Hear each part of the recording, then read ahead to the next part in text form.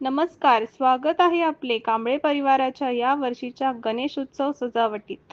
यंदा आम्ही मांडलेला विषय आहे, कुठे आहे देव? कलियुगाची हाक. आपल्या धर्मग्रंथात सांगितले आहे की जग 4 युगात विभागले आहे.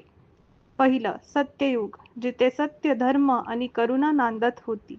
दुसरं त्रेतायुग, जिथे श्रीरामांनी राक्षसाचा नाश केला.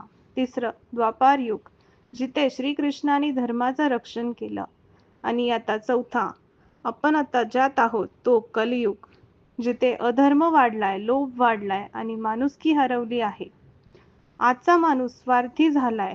दारू, व्यसन आणि पैशासाठीची फसवणूक हेच आयुष्याचं धैर्य झालंय. नात्यांमध्ये विश्वास उरलेला नाहीये.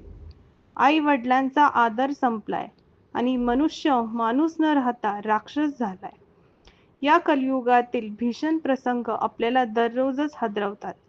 पहलगाव यात्रेत निर्दोष लोकांचा मृत्यू, विमान अपघातात क्षणात कित्येक कुटुंब उद्ध्वस्त, आरसीबीच्या सेलिब्रेशनमध्ये चेंगराचेंगरीत जीव गेले, मावळ पूल कोसळून असंख्य लोक गडप झाली, महाकुंभ मेळाव्यात शेकडो लोक पायाखाली चिरडले गेले. दररोजचे रस्ते अपघात आणि यातूनही भयानक बलात्कार सारख्या घटना, जिथे माणसाचं रूप घेऊन राक्षस जन्म घेत आहे. हे सगळं पाहून मनात एकच प्रश्न उमटतो, कुठे आहे देव? मंदिरात मूर्ती आहे, पण माणसाच्या मनातून देव नाहीसा झालाय.